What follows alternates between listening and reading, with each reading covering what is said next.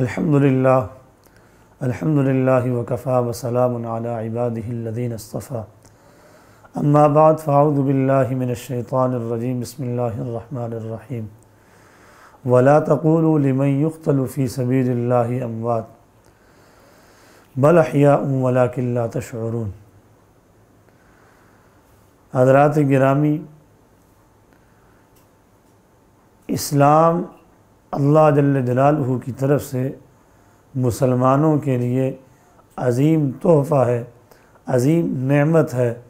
جو اسلام سے بہرور ہو گیا وہ دنیا کے اندر بھی کامیاب ہو گیا اور آخرت کے اندر بھی کامیاب ہو گیا۔ اسلام کو دنیا کے کونے کونے تک پہنچانے کے لیے، اسلام کی تبلیغ کے لیے، ترویج کے لیے، اشاعت کے لیے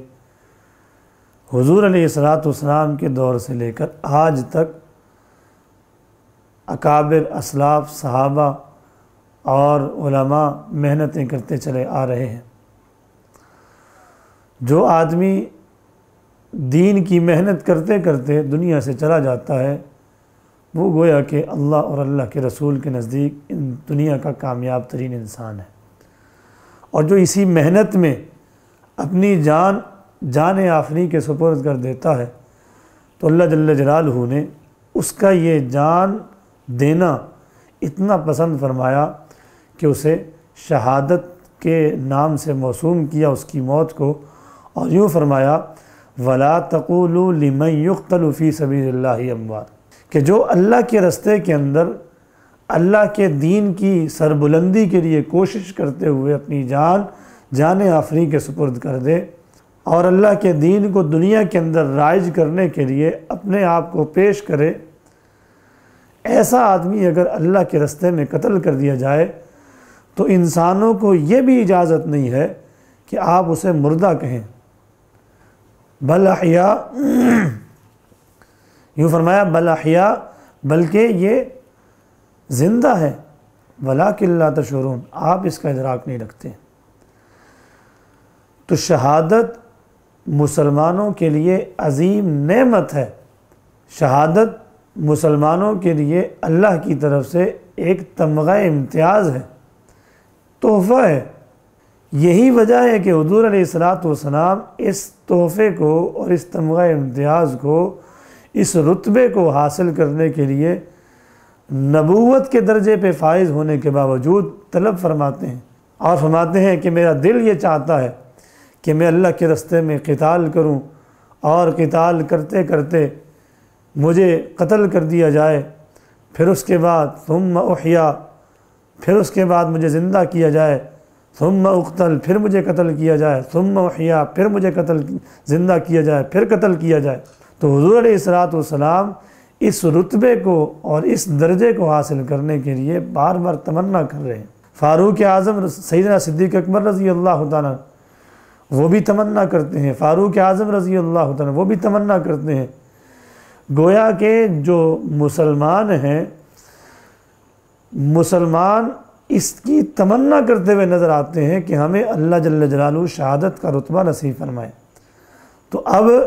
شہادت، پہلی بات یہ سمجھنے کی ہے کہ شہادت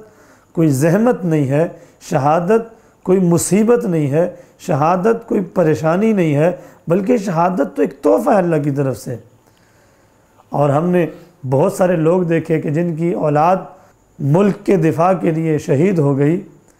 انہوں نے بجائے رونے پیٹنے کے، واویلا کرنے کے، شور کرنے کے، بلکہ خاموشی اختیار کی اور خدا کا شکر ادا کیا کہ یا اللہ تو نے ہماری اولاد کو، ہمارے بیٹے کو شہادت کا رتبہ عطا کیا، ہم تیرا شکر ادا کرتے ہیں۔ اسی طریقے سے صحابہ کرام جنہوں نے دین کو پہنچانے کے لیے سرتوڑ کوششیں کی، جو ان سے ہو سکا انہوں نے کیا، حتیٰ کہ جان دینی پڑی تو جان بھی دی۔ فاروق اعظم رضی اللہ تعالیٰ عنہ اسی محنت کے اندر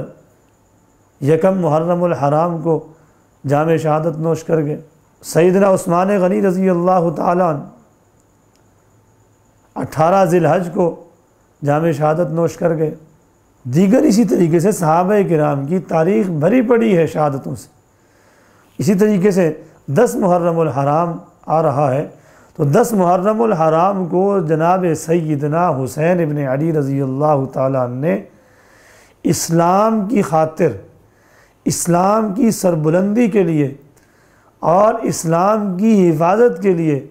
اپنی اور اپنے خاندان کی قربانی دے دی۔ اور یہاں ضمناً ایک اور بات عرض کر دوں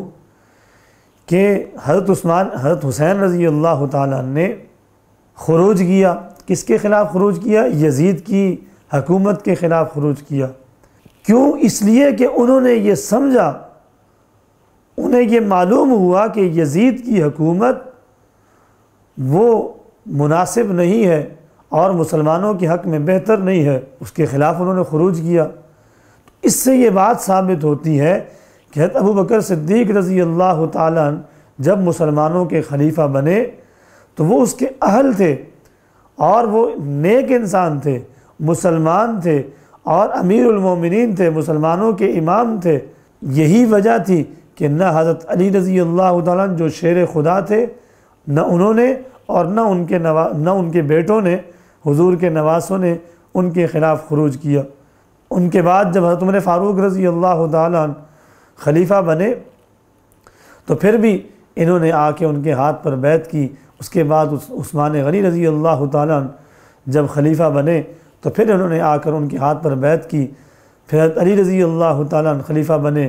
پھر حضرت حسن رضی اللہ تعالیٰ عنہ 6 مہینے تک خلیفہ بنے، اور اس کے بعد پھر حضرت امیر معاویہ رضی اللہ تعالیٰ عنہ کے ساتھ انہوں نے صلح کی اور صلح کر کے خلافت سے دستبردار ہو گئے اور حضرت امیر معاویہ رضی اللہ تعالیٰ عنہ کے ہاتھ پر بیعت کی۔ اب ان کا حضرت امیر معاویہ رضی اللہ تعالیٰ عنہ تک تمام خلفاء کے ساتھ اتفاق کرنا، ان کے خلاف خروج نہ کرنا، یہ اس بات کی دلیل ہے کہ ان کی خلافت برحق تھی اور یہ سارے کے سارے راشد تھے، یہ سارے کے سارے نیک لوگ تھے، یہ سارے کے سارے حق پر تھے۔ اگر یہ ناحق ہوتے تو کبھی بھی نواسہ رسول ان کے خلاف خاموش نہ بیٹھتے، یا حضرت علی رضی اللہ تعالیٰ عنہ کبھی خاموش نہ بیٹھتے۔ تو یہ شہادت مسلمانوں کے لیے عظیم سرمایہ ہے، مسلمانوں کے لیے ایک عظیم تحفہ ہے اللہ کی طرف سے۔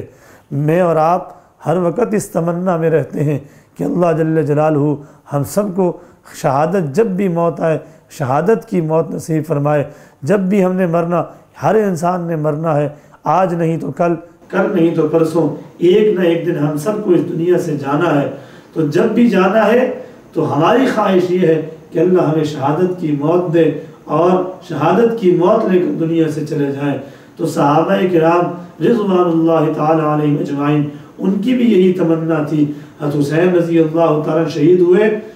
ہمارے لیے انتہائی تکلیف کی بات، انتہائی اذیت کے ساتھ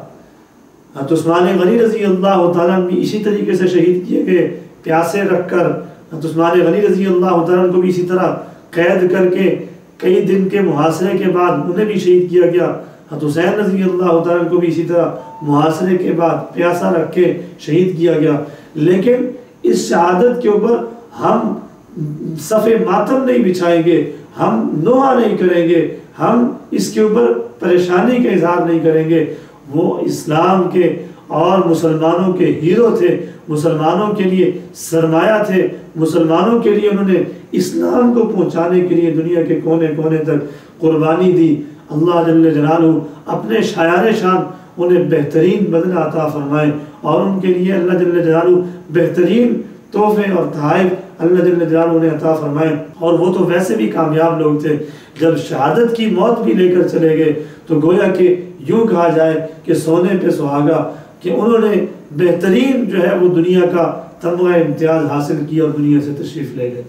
تو ہم بھی شہادت کے متمنی ہیں، ہم بھی شہادت کے متلاشی ہیں، اور وہ لوگ بھی شہادت لے کر دنیا سے چلے گئے۔ تو کہنے کا مقصد یہ ہے کہ شہادت اللہ کی طرف سے ایک نعمت ہے۔ وَلَا تَقُولُوا لِمَنْ يُقْتَلُ فِي سَبِيلِ اللَّهِ أَمْوَاتٌ بَلْ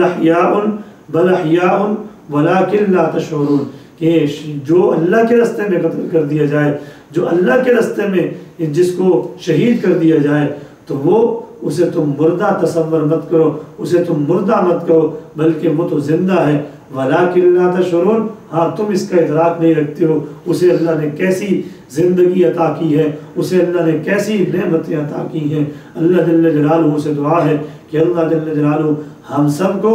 دین اسلام کی خدمت کرنے کی توفیق نصیب فرمائے، اور دین اسلام کو دنیا کے کونے کونے تک پہنچانے کی توفیق نصیب فرمائے، اور جب موت آئے ہم سب شہادت کے متمنی ہیں، شہادت کے متلاشی ہیں، اللہ ہم سب کو مجھے شہادت کی موت عطا فرمائے۔ وآخر الدعوانا الحمدللہ رب العالمین۔